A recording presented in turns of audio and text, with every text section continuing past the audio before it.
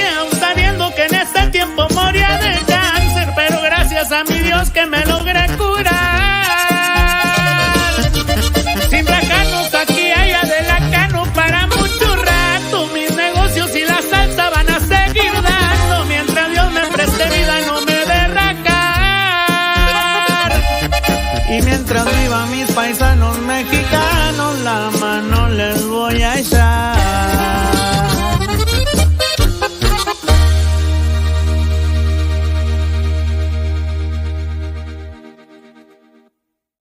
On. Okay, you're live. Hi, Tony. Thank you for coming on my show today. It's a pleasure. Thank you for the invitation.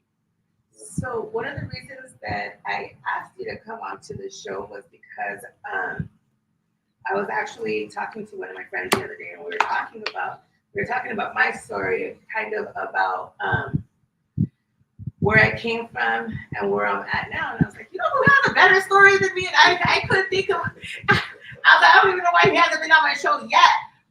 But I remember when I first met you, and you kind of gave me a rundown of your story. And I mean, no matter what the scenario is, that's a very interesting. And I would love for you to kind of share it with everybody that I have, live.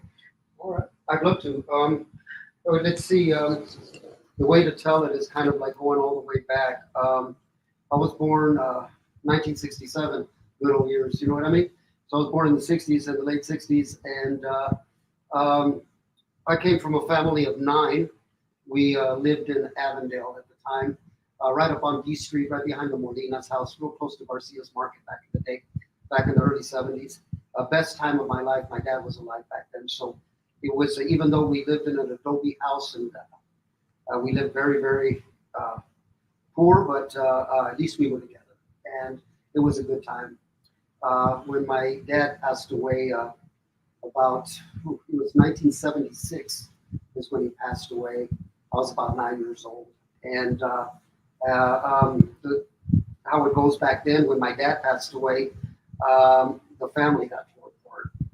My mother was much younger than my dad, probably about 30 years younger than my dad, or something like that, because my dad was in his 60s when I was born, and my mom was probably 30 years, so somewhere around there. I can get into a whole story about them, how they met and stuff like that, but we don't got enough time. But anyway, once that sort of happened, my mom sort of fell into a big, big depression, and ended up at the only thing that she really knew back then was drinking, and she just totally went straight to the bars and tried to forget about what happened. And we went straight to the street. We were a family that we came from the fields. We worked in the fields. So as ever since I can remember, at about 5 years old, about far my memory goes back, is that we were working in the cebolla back then. So we were a family that worked in the green onions, and it was right here like towards El Mirage at the time. I'm pretty sure you knew my family then, because we worked out in the onions too. Yeah, we worked in pura cebolla. I was so small where I would only pull them, and I would stack them where my mom was at. My mom would clean them, wrap them, put the ligas around them, and then they would stack them in docenas. But anyway, so my mom sort of fell like that, and we went straight to the street. We didn't have, my dad, we worked off of his Social Security is what paid for the bill. So once he died, the Social Security went another direction, and we ended up at Desi Lorenzo Park is where we really ended up at. The Circle K that sits right off of Central and Buckeye Road is a Circle K that's been there since the mid 70s, and Frankie's bar was right next to it. And so my mom spent most of her time there drinking and sort of forgetting about us, my older sisters and stuff like that. At the time we were working the fields, because we worked fields in like Idaho, and I'll get into that later, but we sort of worked fields everywhere. We were in the papas, fresas, peaches, stuff like that out in Twin Falls, Idaho. But anyway, my mom sort of kind of forgotten us. I know that she loved us. I know she did, but drinking has sort of took over her whole demeanor. And so we sort of separated. Kids took off each direction. I ended up by myself. I ended up. I was still going to school back then. I was going to Avondale #1 school. It was like 3rd grade, 4th grade, stuff like that. But anyway, so I stayed at underneath the Agua Fria Bridge, that's closest to Avondale, right up underneath the crest there. So I sort of stayed there from 9 years old to about 11 years old, and my meals came from school. My breakfast, my lunch, all came from school. I worried about how I was going to eat, in the evenings then, but I would just usually just hold it in until the next morning when I got to school. I got made fun of a lot as a kid because of the way that I was. No socks, no underwear. I didn't have any underwear, no nothing like that. Just a pair of pants and a shirt kind of thing. And so the school sort of provided for me and a handful of other kids. So there was there was some other kids out there that wasn't as fortunate either.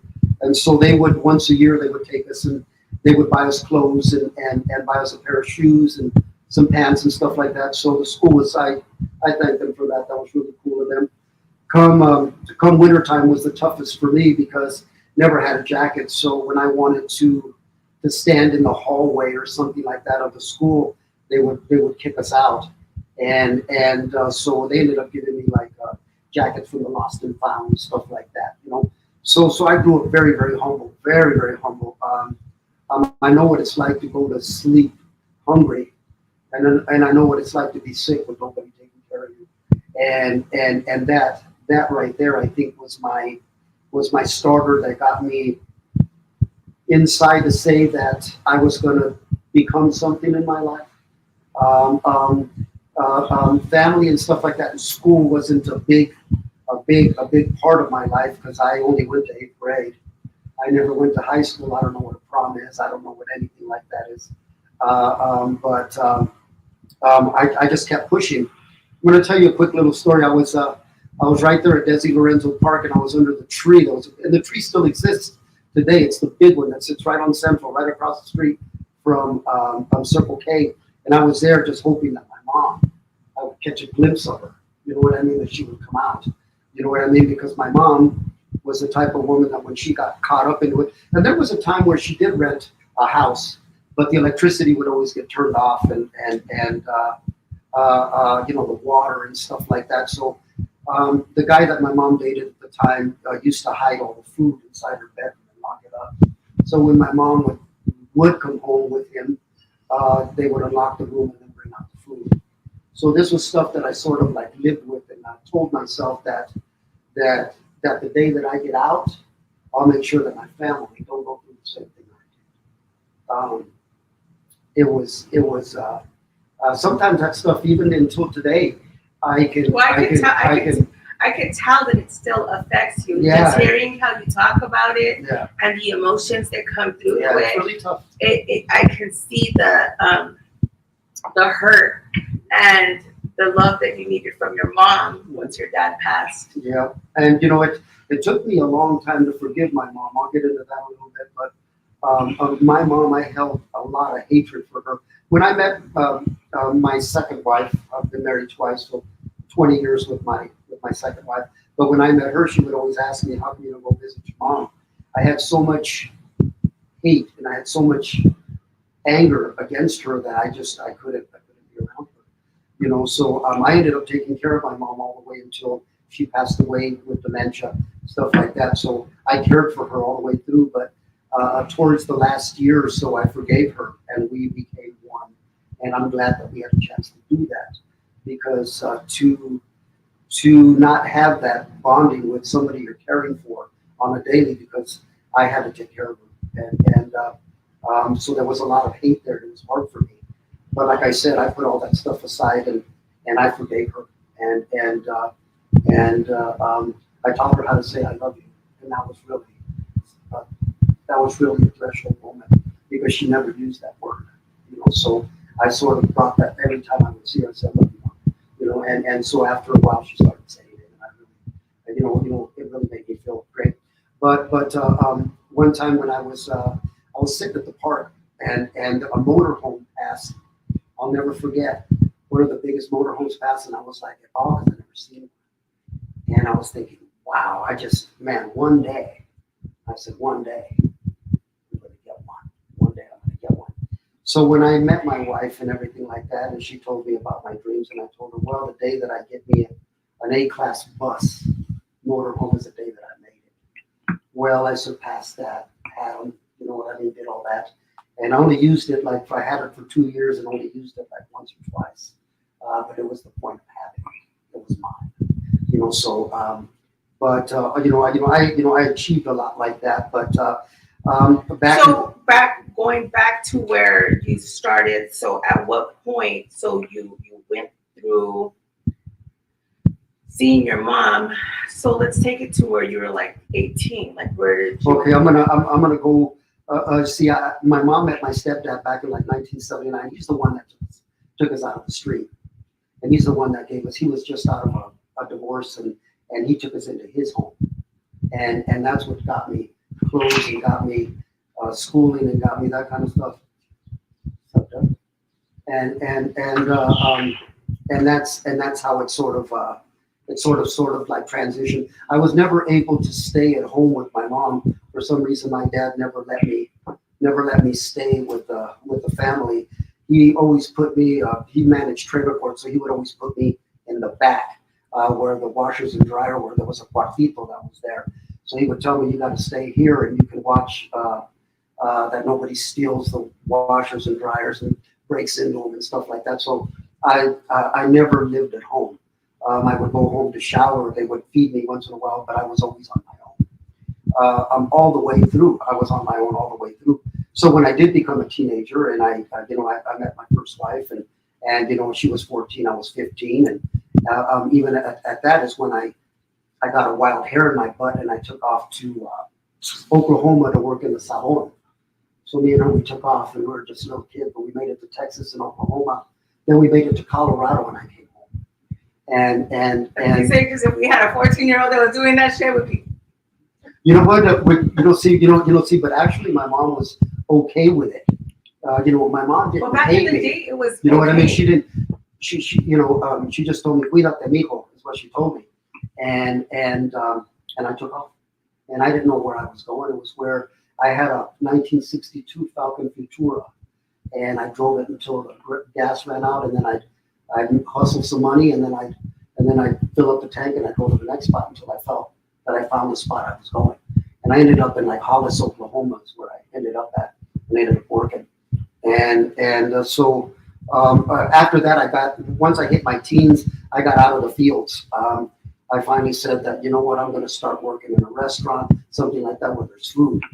You know what I mean? So That's where you go hungry. Yeah, you know what I mean? Well, it was all bean burritos every day.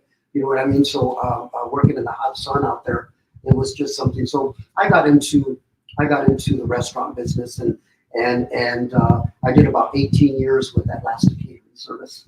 I made head chef. It took me 18 years to make it, but it created me a percentage of the company. I was making fabulous money. I bought a house. My 3 kids, I was in heaven, and then I don't know what got me a wild hair, Adela. I felt that I just wasn't where I wanted to be. And when I told my wife that I was going to quit, put in my notice, and she says, "What are you going to do?" I said, "I don't know." But I said, "I just know that this isn't for me." And so I quit, and I got a job with Sherrico Enterprises, which changed my life. Sherrico Enterprises is a grading company right out of Surprise. And this was back in about 2000, 2001, somewhere around there. And I started changing oil for them, working on their diesel trucks, changing the oil, doing that, but I was very organized.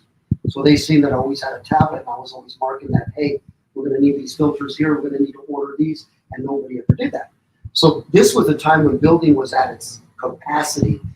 Anthem was being built, and Parkside and Country Club was being built, and it was just growing like massive.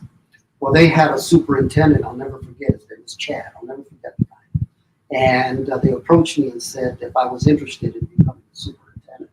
And I thought a superintendent was a damn custodian worker, in all honesty. You know what I mean? So they said, no. This is managing about 103 employees, all the city trash trucks, all the graders, because we did all the grades for Country Club and Parkside. So a grade is a stage of a home to where you have to cut the grade, city has to come inspect it, that it has the right fall, and then if it passes, they green tag you, and then you can get electricity. So it's a major part of the building process. So I mastered that, and oh well. Then let me tell you. So we went to the McDonald's over there. He took me over there to show me around, and he says, "Do you think you can handle this?" And it was like a square mile radius on each side, but I knew that I'd be able to handle it in time. So the guy said, "I'm going to have Chaz show you around, show you the ropes." And I said, "Well, the first thing I'd like for you to do is fire Chaz, because I'm not going to have someone that's failing try to show me how to run something. So it's better for me to catch it on my own." You know what I mean? And I had two foremen that were there too, that were working under me, so I could get information from them. So you know what? So he fired him, put me in there, and I told him if I get this and I pull it and I make the contract was $3 million, and I told him if I can make your $3 million and make you a few more on the side, you pay me what I want in 1 year, and you don't even have to raise my pay.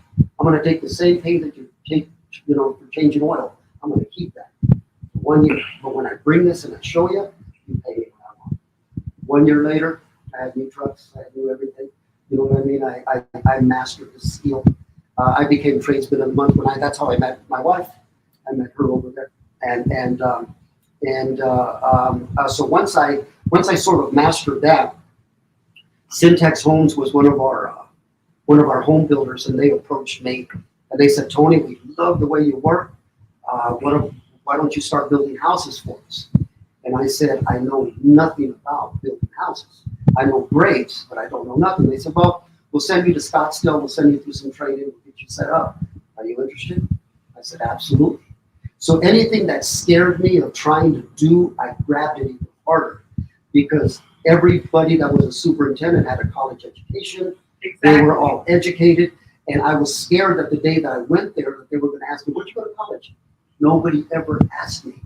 I wouldn't know how to lie. I wouldn't know how to tell them that I went to a fictitious college, or I did. I wouldn't know. So thank God nobody asked me. So once I mastered that, and I got my certificates and stuff like that, they put me out in the field. I was building a Trailside Point over on like 67th Avenue and Southern Dobbins, out towards that way. And I was doing the back end. Back end takes your house from drywall all the way to homeowner orientation, where I give you the keys. So I mastered that. And then I went to front end, which takes you from slab all the way to drywall. So I know how to build a house from foundation all the way up, through all the inspections, all that. So I got to learn that, and I did Environmental Protection Agency for 2 years. So once I mastered that, and I was making a great living. I was with my wife at the time, and I was, just at the top of my game. Light bulb went off in my head, and I said, "This isn't what I want to do." And so I put in my notice, and I quit again. And my wife said, "What are you going to do?" So I happened to had a house.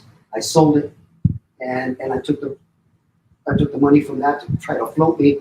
But it didn't go by about a week before Pulte called me up and says, "Hey, Tony, we need you back." And I said, "If you need me back, you need to hire my companies." They said, "You got your companies?" I said, "I will."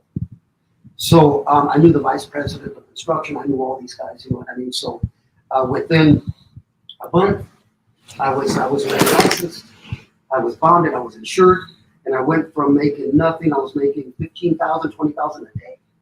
And I had about 15 employees, instantaneous. I bought trucks, trailers, all that kind of stuff. And then I went, and I just went nuts. And that was the start of what I did. So probably took me about 10 years or so. Once I got my CR21 and I got my licenses and got everything, I became a master trade contractor. So now I'm a master trade contractor with Toll Brothers, Pulte Homes, Starlight, and Lansley Homes, and then MPC. So I got big projects coming up. I'm putting in a golf course in Payson. I'm landscaping about 167 houses and doing all the common areas that came in like 10, 12 million, 12 million. You know what I mean? Over a 2-year span. So that's not bad. I'll take that. You know what I mean? So once I did that, then I just sort of with one truck, I bought another truck, and I invested right back into me. So anytime my company started to grow, I started to make money. I buy me a new Bobcat, I buy me a new tractor, I buy me a new something, and I just invested straight into me. So my work ethic is I work 7 days a week. I try to get off on Sundays, but my wife tries to get me to get off. But I'm so stuck on when you're an entrepreneur and you have dozens of people that depend on you to pay their mortgages, their rent, feed their families. My hustle is to get the work. You know what I mean? So, like in the construction field and where I work at, everybody knows me. It's a great feeling. So when I go into meetings and I go into stuff like that, they say, "Hey, Tony Hernandez, how you doing?" And they shake my hand. I'm saying, "How you doing? Do I know you?" I say, "No, but we know you." And so it's sort of funny. That's why I tattoo hustle until you no longer have to introduce yourself, because I no longer have to introduce myself. In the construction world, it's like my name carries, and it's been there for decades.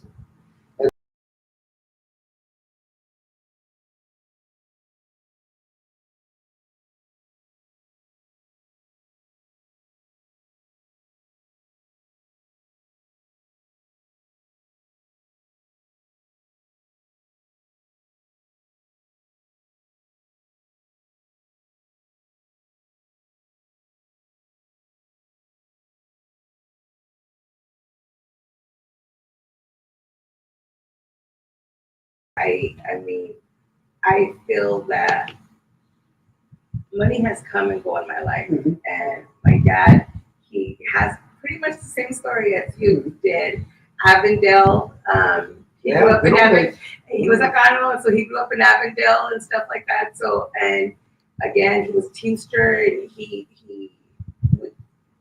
went to California with nothing, working in the field. He became a labor contractor, and he built a legacy upon himself. The only thing different was he didn't know how to keep it because my mom died. Tragedies can do that. I swear they can do that. And what the thing was I believe everybody has a story, and within that story, I feel that God has ripped us from, not ripped us from, I don't want to use those words, but he showed us how fast it can go at the snap of a finger. Because my father was a very, very wealthy man. He has streets in California that have his name on it. That's big time. Yeah. And so we had a huge ranch out there. We had horses, cows, we had everything out there. And he let it all go because my mom passed, and he didn't want nothing out there no more. Yeah. And so when we came back over here, we had to start all over again. And I started over, and I came up again, and it wasn't the right way, but it was like I still had everything. Yeah. And so to me, money doesn't justify who you are. No, it doesn't justify who you are. It justifies, again, like me and your wife were talking before the show, and it's like I let her hear the corrido, and it's like, to me, God showed me how fast I can have money and how fast I could lose it. And this time around, he showed me, I'm going to give you this, but this time, take care of people. Yeah. And so to me, that's where I feel that my blessings go. And there's nothing that I could ever want that I don't have. And if I can't get it that day, it's crazy because somebody calls me and says, Adela, did you want to go here? And boom, I'm there. Or Adela, did you want to go eat here? And boom, I'm eating there. So there's not one thing que Diosito no me da. Like, he makes sure that if I want it, I'm going to have it. And so to me, I'm very excited about the whole fact that, like, you came on to give your story, because it's uplifting that you don't have to have that And one of my friends who's here right now, he's always said, like, college degrees, it doesn't really justify who you are. No, It's no, it the doesn't. it's the struggle within you that justifies who you are, and what you have to show to others and to give to others justifies who you are. Whether it's wisdom, whether it's food, whether whatever it may be, that's what justifies Yeah. who you are. Because to me, I'm rich right now. I feel I'm blessed. I'm rich. My kids are good. I'm good. I have a roof over my head. Yeah. I mean, I go wherever I want when I As long as want. your family's healthy and everything like that, I mean, you couldn't be in a better place. Like I said, money's all good. I've earned it, and You did. and You you know what? struggled And for it. yeah, you know what? There was a lot of sacrifices I made, and we didn't actually start having vacations until last year. That's when we went to Rome and we went to Malta, we went to the country of Malta, we went to Santorini, we went to Pompeii, we went to Athens, we went to Florence, we were all over the place, and so I finally got to taste what I've been working for all this time. So I took my son-in-law out of the Air Force, and he's running my company. He's actually going to be the one that takes it at the end, but so now I can start spending just a little bit more time with my wife and my kids and stuff like that. Even though my kids are pretty grown, I only have one that's almost 16 now. So, but they're almost all grown. But that is one of the most important things for me. It's every day that I wake up, I just say that what do I have to do not to fall back into a depression, into the economy failing, because right now our economy is no good. Last year I lost about $500,000 in my construction company, and that's all got to do with our beautiful president. But we'll get into that another day. You know what I mean? But you know what I mean? But so there's a lot of things. There's a lot of things out there that can hinder your success. But I've never stopped. I own multiples. I even own Empire Fitness. You know what I mean? So my wife stopped. I want to buy a restaurant too, but she's kind of like stopping me. She says you have to slow it down. Restaurants, I wouldn't suggest a restaurant, just because restaurants, they crash. There's so much competition. There's just so much, like, I wouldn't do a restaurant. Yeah, there's it just all depending on whether if you're fearless or not, or you got the right I'm going to call it juju to pull it off. You know what I mean? Because with me, when it comes to business, in all honesty, I don't want to gloat, but I'm just the best at what I do. Everybody that I've ever spoken to, like the vice presidents and presidents of companies and stuff like that, they've always told me, you know what, you hit a sweet spot, because I knew these guys when they were just regular guys and they worked their way up to the top. You know what I mean? So, but I hit a sweet spot. I created a sweet spot that nobody until this day has. So a builder, and I hold contracts, but a lot of them I don't hold. So, and I do that for a specific reason. When you hold a drywall contract, or you hold a plumbing contract, you hold something like that, you are obligated to show up on time. And if you don't show up on time or whatnot, you're back charged. You are penalized for it.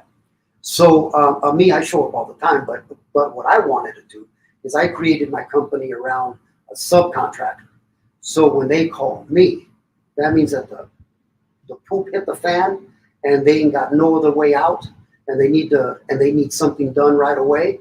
They call me, and then my company does it all, because I'm licensed in plumbing, grading. I have a landscaping company. We do hardscaping. We do barbecues, fireplaces, artificial turf. We do full design and install. That's just a part of my company. You know what I mean? On top of everything else I do. So since I was a superintendent and I was a builder, so now I have every aspect. I have every aspect of the building, all the way up until the homeowner orientation. So here's another thing I did so we do what's called the white glove clean. A white glove clean gets presented to the homeowner the day of the keys. That's where my company comes in. we do everything. All the window frames inside and out, all the jams, all the God, thresholds, doors, outlets, hinges, vents, baseboards. We vacuum, we mop, we buff the floors, we do the re-rake of the yard, we do the power washing, we do everything all at once. And then, but now they pay me 20 times more than they pay, and even more than that. So I won't say how much I get paid because there's a lot of contractors out there probably listening, but so I can't say everything. But I even took the white glove cleans. I created that. I created the white glove clean, and so now companies use it, and that brings in more money than it's. I found another way, and that right there brings in hundreds of thousands a year, hundreds of thousands, hundreds. Why don't you do it internationally? Well, I can only be, well, see, here's another thing that I don't do either. Because I know a place in Cancun that I want. Well, you know what, see, because I thought of it, they've offered me to go to Pennsylvania. They got six, as far as like subdivisions out there, and they wanted me to go there and take my company there. But the hardest thing that me and you probably run into is that if I do open up another a company up there, that I would have to be there all the time, because what sells my company is my quality. You know what? And the only one that can give that quality is you. Okay. So you know what? I mean, I have great foremen, I have great guys like that, but without me checking and making sure that the QAs are done right, my quality assurance, my stuff doesn't run. So you know what? So I haven't until this day found anybody with my drive, with my outlook on management and growing company.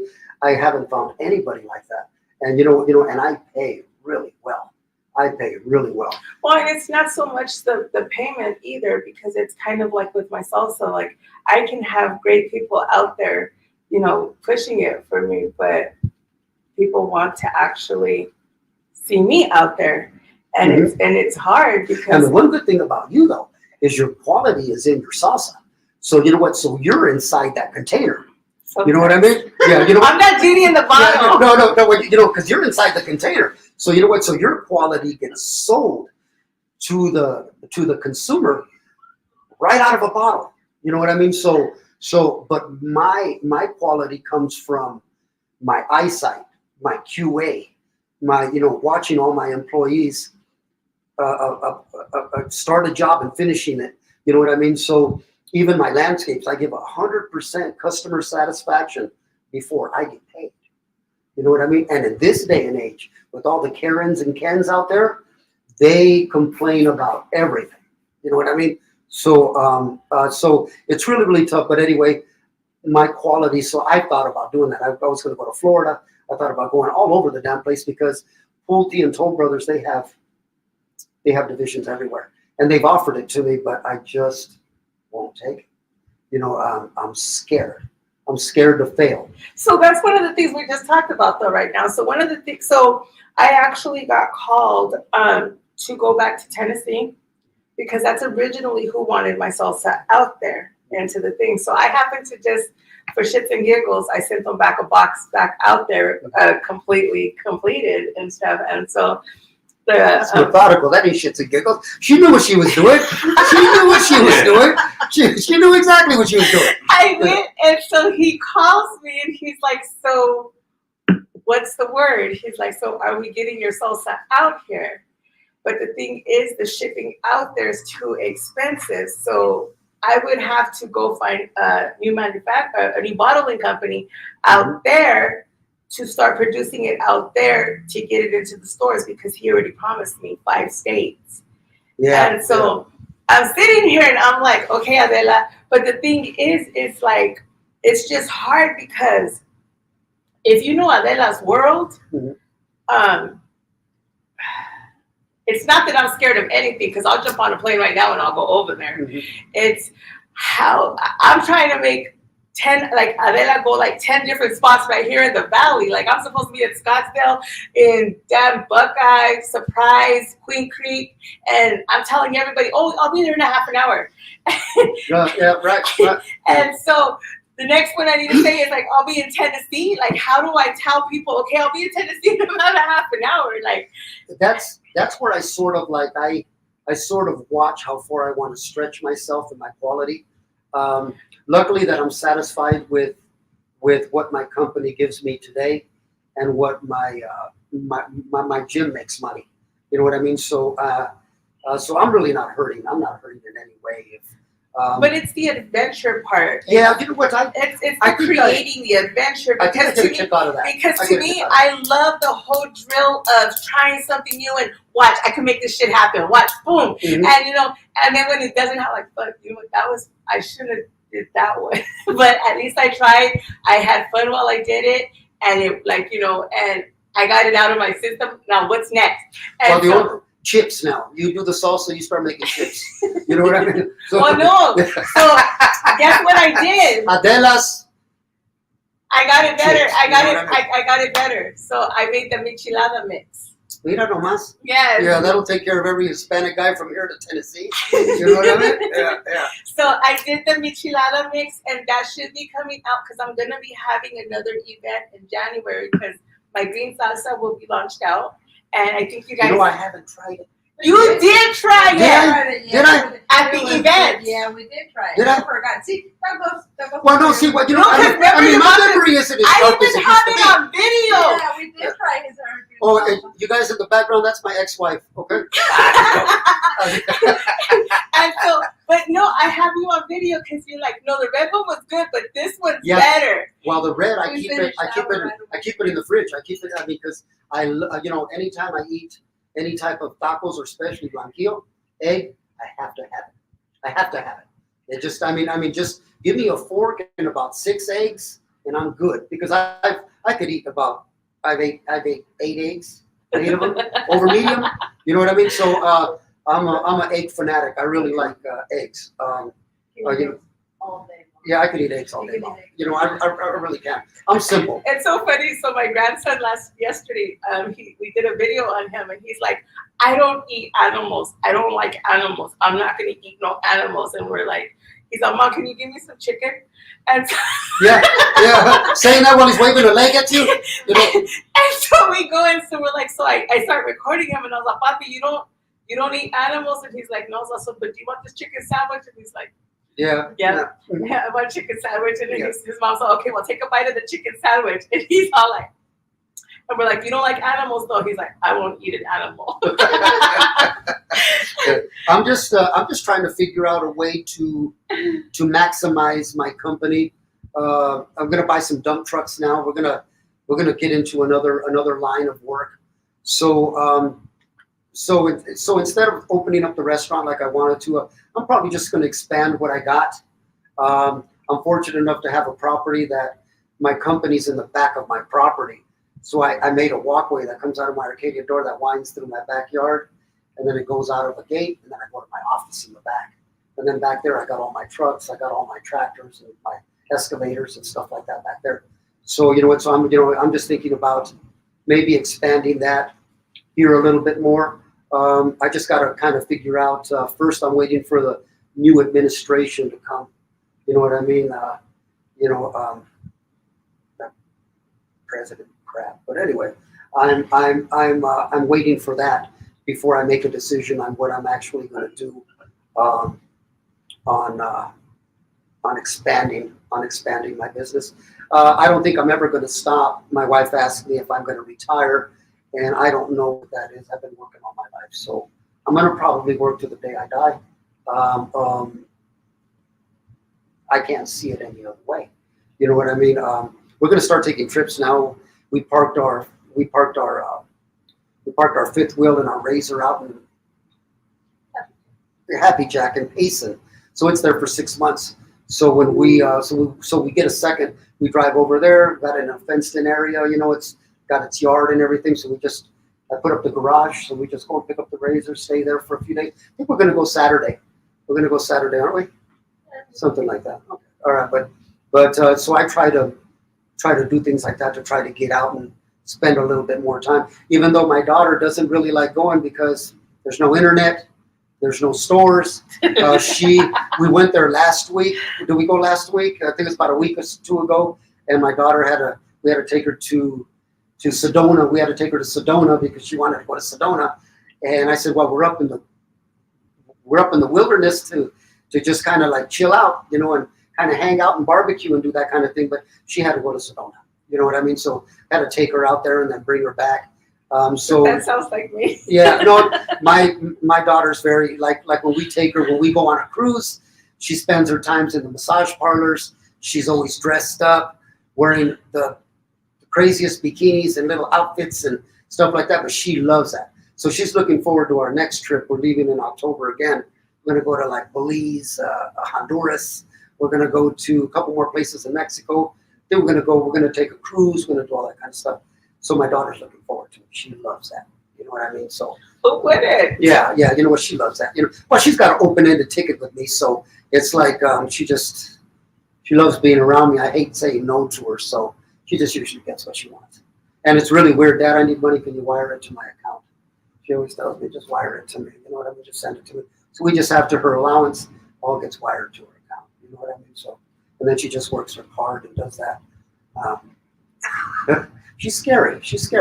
You know what I mean? So I just hope that she takes that and she wants to be a pediatrician or something. I think she wanted to be a pediatrician, so we're going to see what she really does with it because she's been doing ballet since she was 3 years old. She does ballet, tap, acro, ballroom. She does a bunch of performances every year, and so I think this year she's actually given it up. She says, Dad, I'm not going to dance anymore.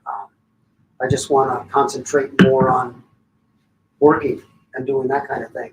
So actually she came to work with me. And so now she makes really good money. And she only works like 3-4 hours a day. And she makes what most people make in like 10 hours. You know what I mean? But I pay my people good though. All my employees, if they come in and we finish in 3 hours, I pay you for 8. I don't shortchange anybody. They gotta pay their rents. They gotta feed their families. So even if it rains, they get paid. You know what I mean? So it's just what it is. I take care of them. They take care of me. I take care of them. So the same kind of concept that you use with the children and stuff like that, I use in my company. And then every year with Majestics, I'm VP of the Central Chapter, and we do the toy drive and we give toys to you, Mom, and stuff like that. So everything that we raise, we give to all the children. So we do stuff like that. So we always try to give back. You know what I mean? So I'm hoping that this year, like I said, I finished this off this year a lot better than I did last year. Because last year wasn't that great. There was a lot of money lost. And like I said, it was due to the administration that we have running this country. And things just started to taper off after his 3rd year, almost his 4th year. So I'm hoping that this is Biden's last year. And then we get somebody else that comes in and sort of changes it up a little bit. You know what I mean? And I'm not against the go green stuff, and I'm not against all that kind of stuff. I'm a fossil fuel man, always been. You know what I mean? I'm not against Teslas, but I love putting gas in my car. So do I. So you know what I mean? I'm old school. I don't think I'd ever be able to use one of those electric cars. I just can't do it. My daughter has one, and you know she can't go that far with it, so she uses it for in town stuff. And then when they need it, they just came back from Universal Studios a few days ago, and so they used their. I said, the gas car, you use that. Why didn't you use your Tesla? Or why didn't you use that? You know, but it's just that I'm for the future. I really am for the green. I really am. But the stuff that stuff does to the economy and the middle class people, because if you turn back the clock, middle class 20 years ago was about $24,000 a year. Now middle class, you have to make almost $100,000 a year if you want to live somewhat decent. You go to Walmart now, you go shopping and you spend $100, you got 3 little bags that you come out with. You don't come out with a cart anymore. You don't come out with that. If you spend, maybe $700 or $800, you come out with a carretilla now. But it's everything, the price of living, everything is just so out there. And then I feel for the people that work the 9 to 5s. I'm a little bit more fortunate because of what I got and what I do. I'm not hurting or anything like that, but I do feel for the people that do hurt. You know what I mean? A lot of people, and because like I know you say that you guys do the toy drives. Do you do other like benefit stuff or we would actually do whatever we get offered to us. Jaime Fernandez is our president, and we have a great crew. We have a really good crew. So anytime quinceañeras come up or somebody needs something, they'll just reach out to us, and we usually do it. If we got the time, we'll do it. We don't charge anything. We just kind of go out and help out.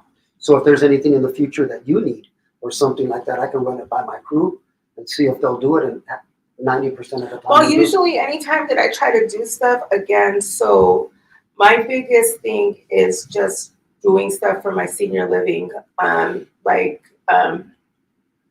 just try to help out my old people, whatever I can, you know what I mean? Because to me, some of them didn't ever have kids. Some of them are just struggling now because of our government.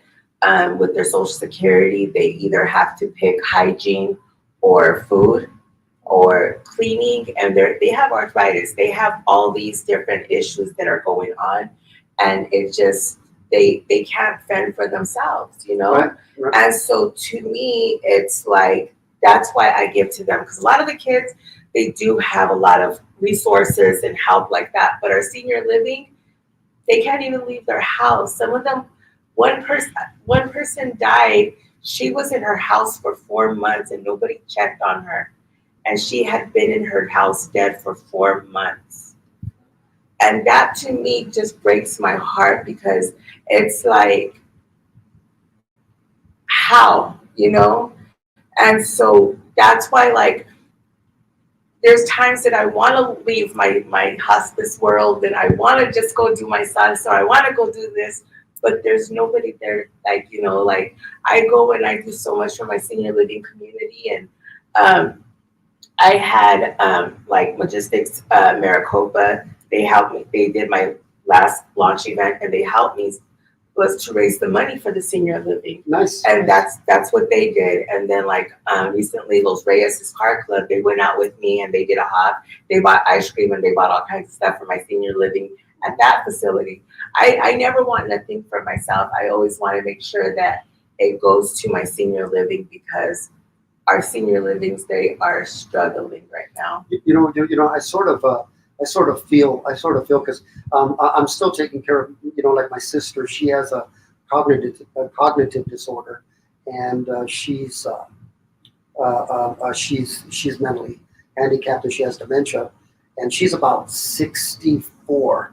And I take care of her. I take care of her every day. I had her at home for about a year and a half, but I couldn't take the time off of work all the time. So I found a good facility for her, and I go and visit her all the time. We took her home this last weekend. We had her at home. So I take her home as much as I can and stuff like that. So I feel for the people, because I see them in there that don't have family. And that's where I go. And the ones where the kids don't want anything to do with the mother or father. I forgave my mom, and still took care of her and stuff like that. But my sisters, they're caregivers and stuff like that, but they never went to go see her. They didn't go to a funeral. They didn't go to anything like that. You know what I mean? So, and they're older than me, so they probably witnessed a lot more worse stuff than I did. You know what I mean? Through my mom. You know what I mean? So, and so I've always wondered why, but and then I started to think about it. If my wife didn't have me start going and seeing my mom, and I took it upon me to take care of her the last of her years, I probably would have been in the same boat. You know what I mean? So I'm glad that I found forgiveness. I found forgiveness. because if my mom would have passed away and I didn't forgive her,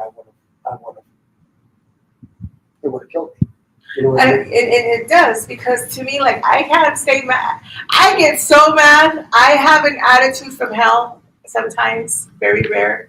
It could be. But I can't stay mad at people, because to me, like, the only people that you ever really get mad at are the people that you truly love.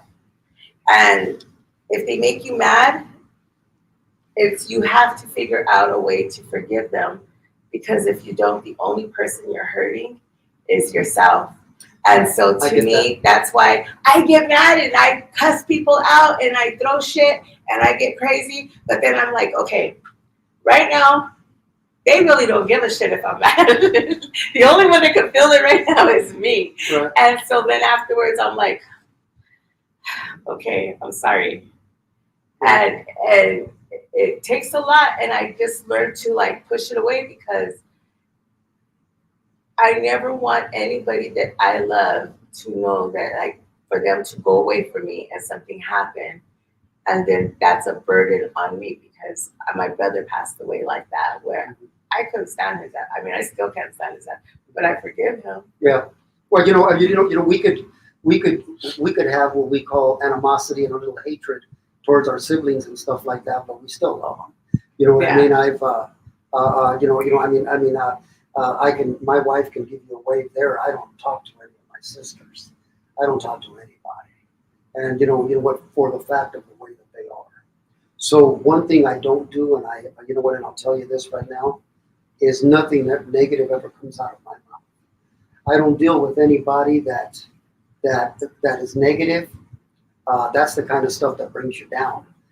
So you know what? So in any aspect I do, if I feel that I have friends that aren't friends, that talk behind your back kind of thing, those are the ones that I rid of. I don't deal with people like that. I just don't. What makes me successful is that, to me, it's all about the power of attraction. Whatever you think, whatever you want, Manifest. you draw it. You draw it to you. And you know what? So everything that I've ever wanted was drawn to me. You know what I mean? But I could tell you this: anybody that was ever, I'm going to say the culero, just doesn't treat people right, that smiles at you and then talks behind your back, are the first ones that I destroy. You know what? I kid you not, and I'm not a nice guy when I do stuff like that. You know what I mean? I rid myself of them. You know what I mean? Completely. And you know what? And that's how I live. And so that's why I'm just, and that's what brings my success. You know what I mean? Because I manifest nothing but positive.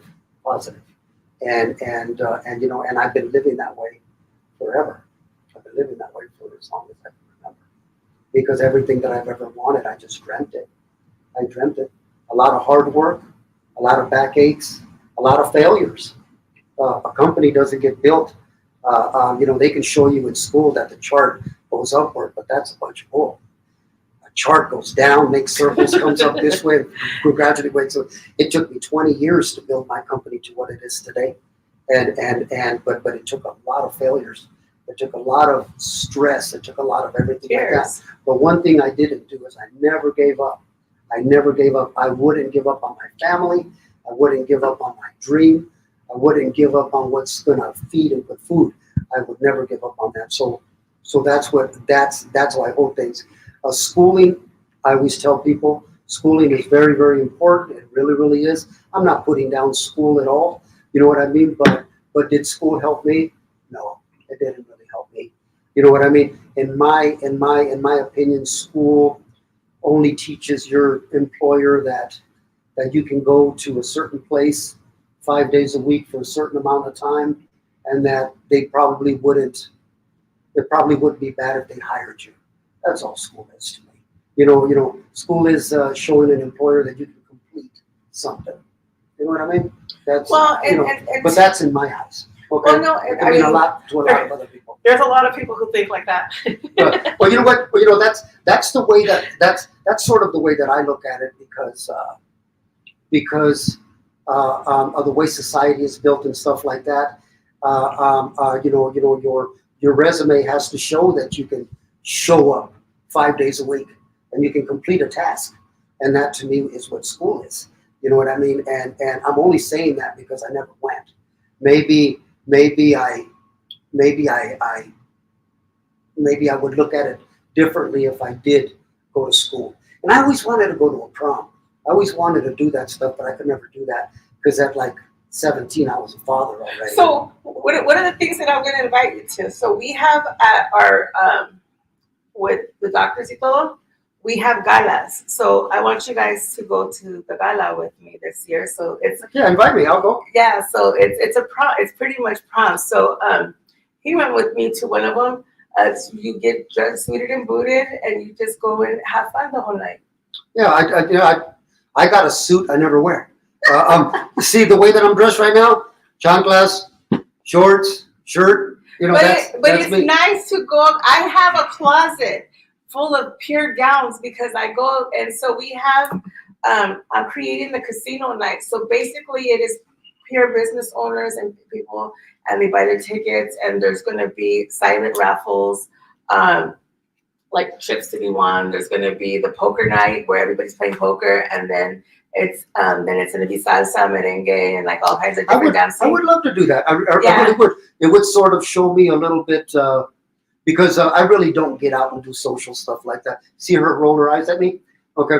Pero la cosa es this is a Latino Yeah. community. So Yeah. it's the Arizona Latin Medical Association. So, and it's all the doctors, and it's a lot of the hospital, and you guys would love it. And you guys, I mean, they are like the sweetest people in the world that you guys are going to meet and stuff. But I mean, it helps a good cause. It helps kids. The fundings go to putting kids through to become doctors. What you know, when I met you, AC is the one that sort of Yes. introduced us, and I fell for your cause almost instantaneous. You know what I mean? Because of what you were doing and what you were doing with your salsa. And you're not a huge manufacturing company. You're just a woman who has a vision and a dream, and that's why I was willing to do what I could do to help you. You know what I mean? And you know, until this day, you know, I'll me and you will be friends for the rest of our lives. You know what I mean? So if there's anything that I could help in the future, I'm just a phone call away, sweetheart. You already know my number. You know what I mean? I appreciate it so much. And you know what? And maybe we can do something together in the future. You know, doors get opened up every day. They get opened up every Well, day. if you want to start a project, why don't you open up a down warehouse so we can make the salsa out of it? Let's talk about that right now. Okay, well then let's talk about that. We have to talk margins, and then we'll go at that. But I really like, and then I really like even my partner Paul Martinez with Ya Sabes. I love Paul. Yeah, yeah. Paul's amazing. He's Paul so is- down to earth. He's so chill. Paul is somebody. You know what? I have friends, but Paul is like a real, true friend. And what I mean by that, I'm talking about he's as closest to a brother that I can have. I trust him with my life. I really do. He does that with me. But he's my true friend. All my other friends, much like is I want to call them acquaintances, because we haven't bonded like me and Paul. Me and Paul went to Europe and we went all over the dang place. You know what I mean? So we went to Rome together. You know what I mean? So we were in Rome together and all that stuff. So we took Ya Sabes over there. You know what I mean? So. Which you didn't even bring me a shirt, which I'm pretty upset about right now. Well, you know what? You give me your size, and we're going to bring you one from Belize. Okay? You know what I mean? I can't tell women's sizes. Okay? You know what I mean? Well, at least not with the shirt on. You know what I mean? But anyway. This guy. Are you married to this man? Yes. Yeah, That's yeah. why I'm not. Yeah. Don't bother me. Yeah, you know, but we can definitely do something like that, and you know So what? no, but one of the things we'll do is I would love to invite both of you to one of my Latino communities of senior living, just so you guys can go see them and talk to them and just kind of see what I see. And again, you don't have to do nothing for them, but I just love to take people to my community so they understand my cause and why I do what I do and why I love doing It's what almost I do. educating people on it. You know what I mean? Because what you're doing, you're educating them on it. You know, because once they go and they see it, now if they have any sort of conscience or a heart, you're gonna touch them. You know what I mean? There's some Scrooges out there. There's some Scrooges out there. You know what I mean? Either it's gonna touch their heart or I'm gonna touch them. Yeah, right. But you know what? But I would definitely love to do that. I would definitely love to do that, I wanna actually tell everybody out there too that if you have a dream and you want something, you don't have to be born with a silver spoon in your mouth. You don't have to have all that. All you have to have is just the drive, and all you have to do is not want to go hungry. I think since I starved as a kid and I went to bed so many times with an empty stomach that I told myself one thing I was going to do was not go to bed hungry. You know what I mean? So it's stuff like that pushes somebody to do that little extra. Don't ever be scared to do something on your own or start a small business, anything like that. The only one that can fail is yourself. You know what I mean? So just keep pushing at it. And the only reason you're gonna fail is because you didn't do your 100 on it. Yeah, mistakes and stuff happen all the time. You just got to push past them and not do it again.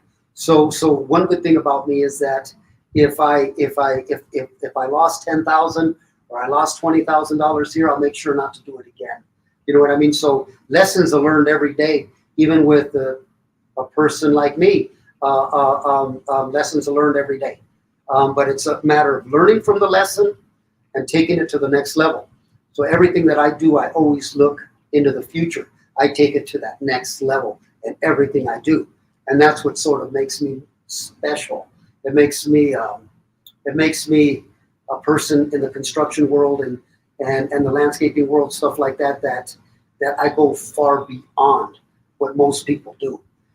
So when I sell a landscape, I educate the homeowner on everything that they're receiving and how to care for the stuff and how to do that and how to save money.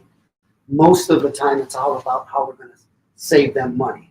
And so it's easy to grow a company like that if you care a little bit about the consumer and the people out there, then you do your own pocket, because the money will come as soon as you can figure out your chi and find your chi. The money will come. I promise you.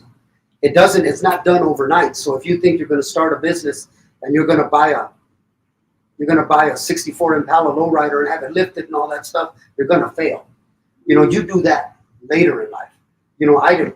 I got a 41, I got a 64, I got a brand new Escalade, I got a minivans, I got trucks, I got so many damn vehicles, I don't know what to do with. But it took me a long time to get to that point.